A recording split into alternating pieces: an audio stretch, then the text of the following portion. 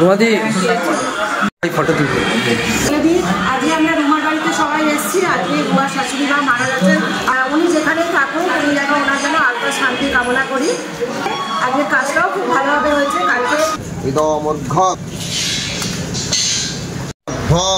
তিলান শ্রী বিশা প্রেতায়া খুশি রানী দাস অসৌপ বিমুক্তি পূর্বকই এতৎ 19শে ফেব্রুয়ারি আমার শাশুড়ি মা মারা যান।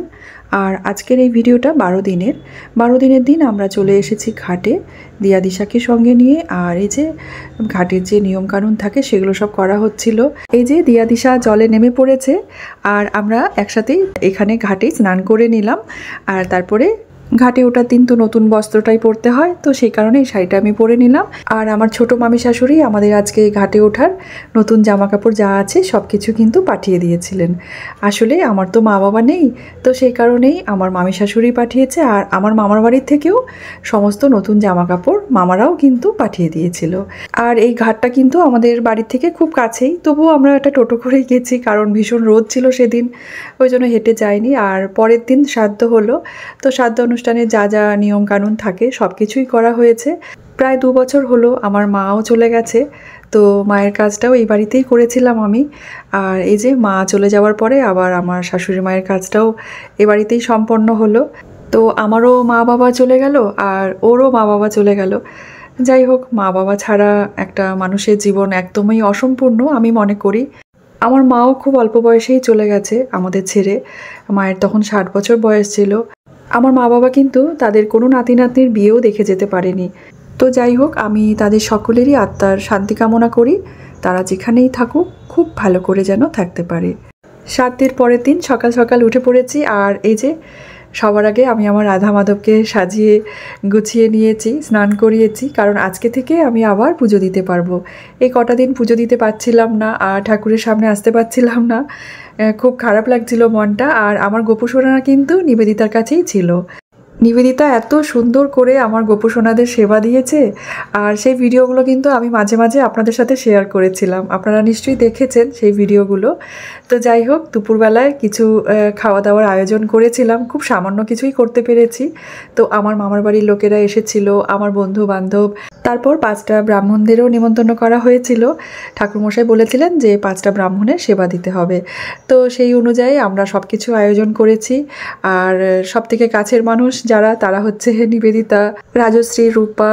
এরা কিন্তু প্রথম দিন থেকেই, যেদিন শুনেছে আমার শাশুড়ি মারা গেছে সেই দিনই কিন্তু রাত 11টার সময় রাজশ্রী আমার বাড়িতে এসেছিল। তো এরাই আমার সব থেকে কাছের আর নিজের বলতে পারেন। বিপদের সময় কিন্তু সবসময় আমি এদেরকেই কাছে পাই। আর আমার স্বপ্নপূরণ থেকে এসেছে এই যে রিম্পা।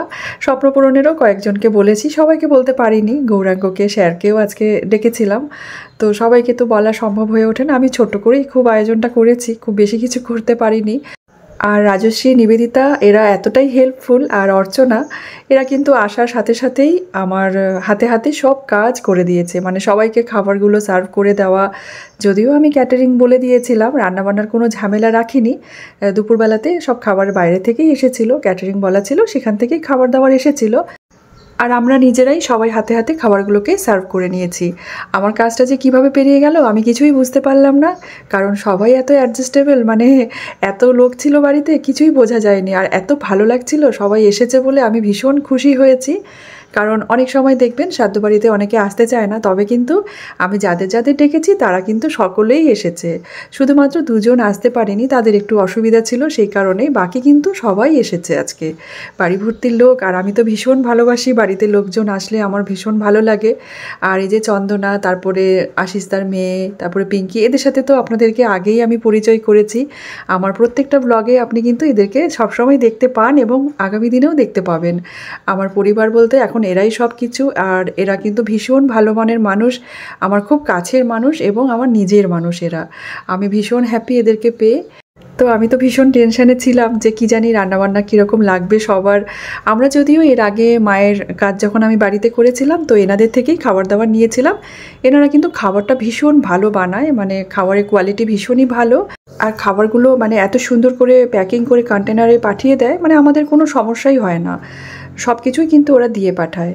তো যাই হোক, আমার যা চিন্তা ছিল সেই চিন্তাটা আজকে দূর হয়েছে। আর এই যে অর্চনা, রাজশ্রী, আর এই যে আমার ভাই শঙ্কুকে তো আপনারা সবাই চেনেন, আমার ভিডিওতে তো প্রায় দেখে থাকেন। এরা এত ভালো, মানে আমি কি বলবো আপনাদেরকে, এরা সবাই মিলে সহযোগিতা করে আজকের কাজটা আমার এত সুন্দরভাবে বের করে দিয়েছে। এদের সকলকে জানাই আমার তরফ থেকে অনেক ভালোবাসা, কারণ ধন্যবাদ জানিয়ে আমি ছোট করতে চাই না কাউকেই। আর এখানে আমাদের একটু আলোচনা চলছিল, আমরা ব্যালকনিতে দাঁড়িয়ে সবাই একটু গল্প করছিলাম, সবাইকে খাবারগুলো সার্ভ করছিলাম, আর মাঝে মাঝে একটু করে সবার কথাগুলো শুনছিলাম। এখানে আমাদের ছোটোখাটো মিটিং চলছিল বলতে পারেন। তো যাই হোক, এই গল্প গুজব নিয়ে আনন্দ করেই আর কি আমরা সবসময় থাকি, আর এইভাবেই যেন কাটিয়ে দিতে পারি সব সময়। তো তারপরে আশিস দাদেরকেও আমি ডাকতে এসেছি যে চলো তোমরাও খেয়ে নেবে। মোটামুটি সবার খাওয়া দাওয়া হয়ে গেছিলো, তো এরা তো কেউ খেতে চাইছিল না, বলছে আর একটু গল্প টল্প করি তারপরে আর কি খাওয়া দাওয়া করবো, সবাই খেয়ে নিক। তারপর এই যে মোটামুটি সবারই খাওয়া দাওয়া হয়ে গেছে।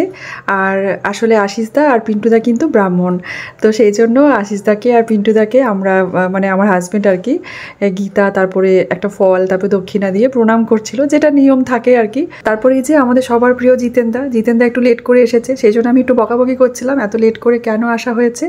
আর আমার ভাই শঙ্কুকে জিজ্ঞেস করছিলাম রান্নাবান্না কেমন হয়েছে, অর্চনা, সোমা, এদের সবাইকেই জিজ্ঞেস করছিলাম আমি যে রান্নাবান্না ঠিকঠাক হয়েছে তো বলছে না রান্না খুব ভালো হয়েছে। আর নিবেদিতা আর রাজশ্রী মিলে কিন্তু খাবারগুলো সার্ভ করছিল। তো আমাদের সন্দীপদা নিয়ে কি বলবো, অনেক কাজ করেছে কিন্তু আজকে। সন্দীপদা খাবার সার্ভ করেছে, আগে খেয়েছে, তারপরেই বাকি যারা ছিল সবাইকে কিন্তু খাবারগুলোকেই সার্ভ করেছে সন্দীপদা আর বুদ্ধ। এরা হাতে হাতে লাস্টের কাজটাকে সামলে দিয়েছে। সন্দীপদা তো একদম শেষ অবধি, মানে খাবারগুলো যখন খাওয়া হয়ে গেছে কন্টেনারগুলো পরিষ্কার করে দেওয়া, গুছিয়ে দেওয়া, সবটাই করে দিয়েছিল। আর এই যে আমার গৌরাঙ্গ এসেছে, আমি ভীষণ খুশি। সরস্বতীও এসেছে, তো ওদের ওই পুচকুটাকে নিয়ে এসেছে, যেটাকে আমরা সবাই খুব ভালোবাসি। ফটো তুলবো। রান্না কেমন হয়েছে? সুন্দর রান্না হয়েছে। আর আজকে বলে দিই, আজকে আমরা রুমার বাড়িতে সবাই এসেছি। আজকে রুমার শাশুড়ি মা মারা গেছেন, আপনারা তো সবাই জানেন, জবে শোনা বলেছে। আর উনি যেখানেই থাকুন উনি যেন ওনার যেন আত্মার শান্তি কামনা করি। আর রান্না খুব সুন্দর হয়েছে, আজকের কাজটাও খুব ভালোভাবে হয়েছে। কালকে তাপসদাও কাজ করেছে, খুব সুন্দরভাবে কাজ হয়েছে।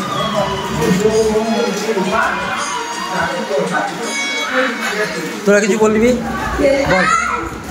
রান্না খুব ভালো, খুব টেস্টি হয়েছে।